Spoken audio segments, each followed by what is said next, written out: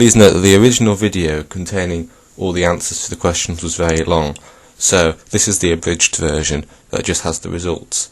I've put the link to the full 1 hour version in the description. Thank you. Most people have heard of the left-right political spectrum, where the left wing are primarily concerned with reducing or eliminating inequality, and the right wing consider inequality to be more of a natural order or even to be encouraged. However, the left-right political spectrum gives a rather limited view on what people's ideologies are. Nolan proposed a two-dimensional system, and the political compass, as I'm going to talk about here, is based on that, where you can divide one's political views into two different axes. You have the traditional left-right, which are more concerned with the economy this time, so the left wing being sort of socialist type views, whereas the right wing being quite fiscally conservative. And then you have a second axis, which is concerned about the size of the government, whether one prefers a small government, the libertarian, or whether one prefers a larger government, the authoritarian, the statist or populist position, or perhaps the more traditional moral right wing, the social conservatism. Now, despite the fact I think the political compass is good, and I'll link in the description to where you can do the political compass, and you can see my results here, being somewhat small government and in favour of free trade and capitalism or whatever. But I'm going to do a more complete test, the more complete political attitudes test, that instead of using one, or in this case two indices, we do a few more indices and see where the politics lie. And I'm interested in doing that, and you'll be able to see what my political ideologies are. And I'll link again to this test, and I'll comment on the test as I do it. So this is the result of the political attitudes test, and it's a little bit more detailed than the political compass, so I'm going to go through it briefly. So I'm a neoliberal Democrat. Neoliberal is being quite pro-economic freedom. I guess Democrat means socially left-wing. 6% of the test participants are in the same category, so not that many, which is not surprising. I think being both socially left-wing and fiscally conservative is not a position that many people hold. And 23% are more extremist than you.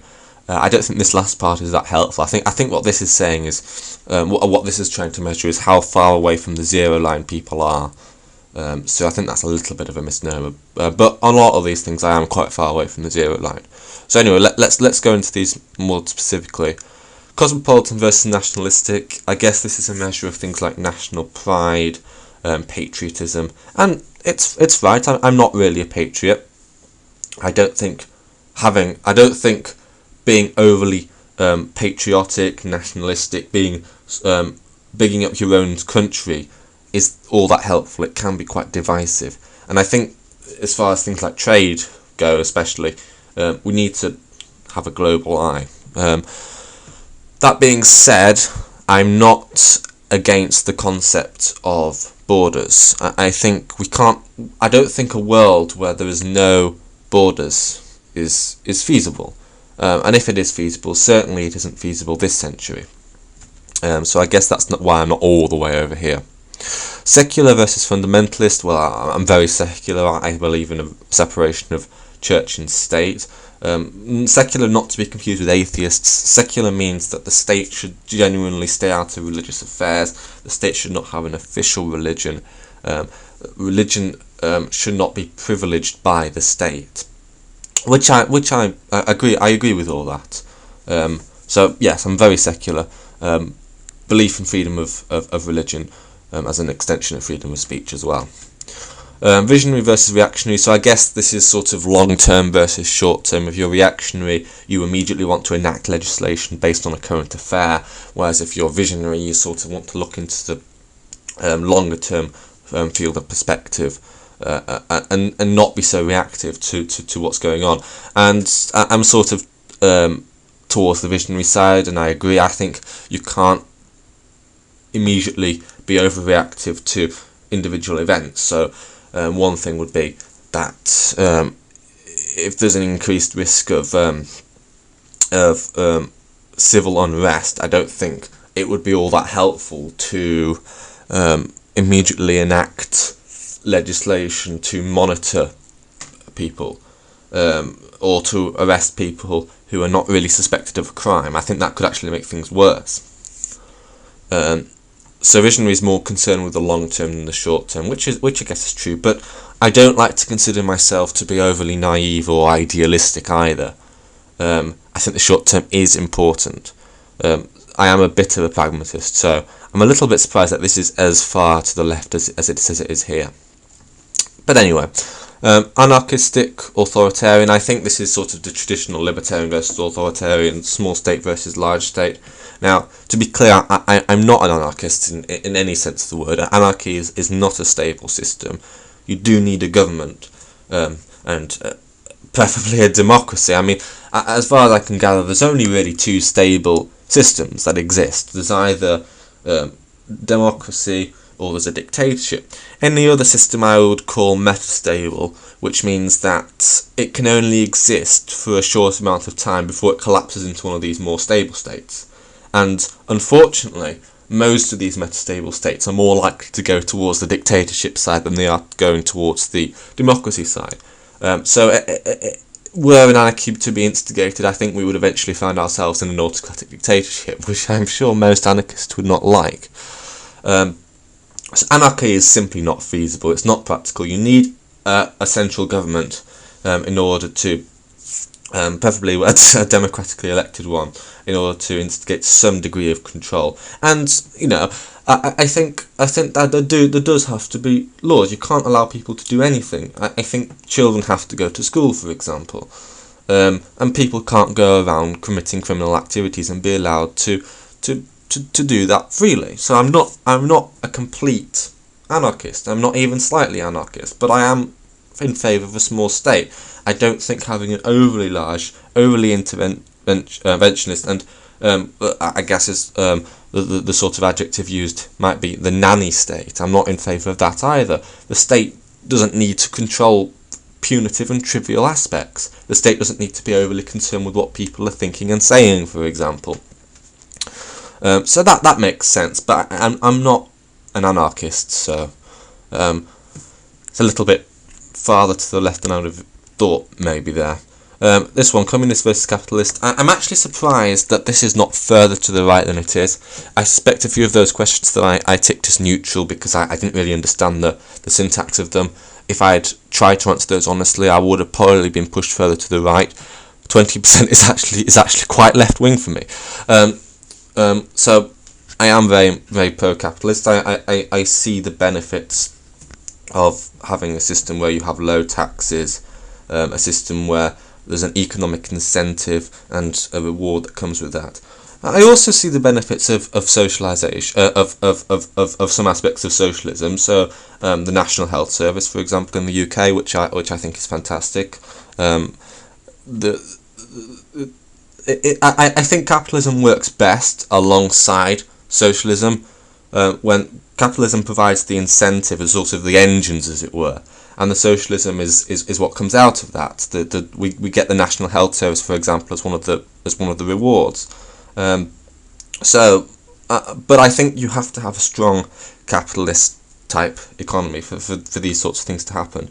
I'm not communistic at all. I think socialism, communism, which are not the same thing, but are both very left-wing ideologies, do not benefit people.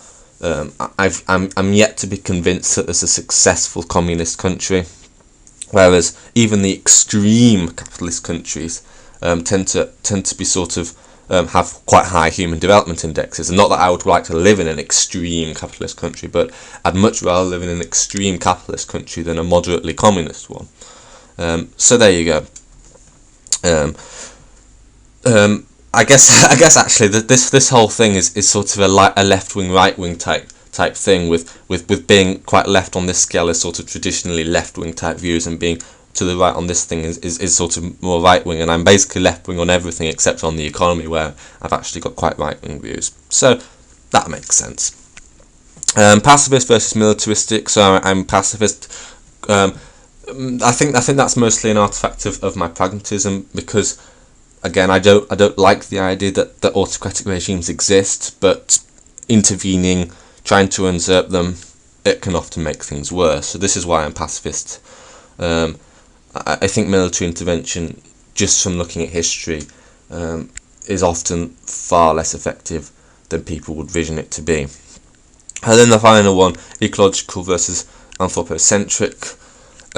So it's slightly to the left, quite close to the zero mark. I think with this, I am anthropocentric in the sense that I think humans should be considered more important than animals. But on the other hand, I think we should treat animals with respect. I don't like the idea that we treat animals as simply a resource to be used. I don't really consider that to be particularly moral. And I think the environment and the environment that we live in and the natural resources that we have need to be used carefully. In order to help that, I believe that the government should provide incentives towards, for example, the use of renewable energy. It might seem that there's a bit of a contradiction between this thing and this thing here, and I guess maybe, but I guess that's why I'm more towards economic incentives rather than any sort of heavy regulation here, because let's face it, I think we all want to live in a comfortable world. I don't think we want to live in a world that's looking so far into the future that we all have to, we're all forced to give up our earnings for charitable causes, which I guess would be the selfless thing to do. But there is a limit to how selfless a human being can be. But yes, I think we should really try to consider the environment and everything that we do. Okay, so that's my results. I'm going to have a quick look at the statistics and see if there's anything interesting.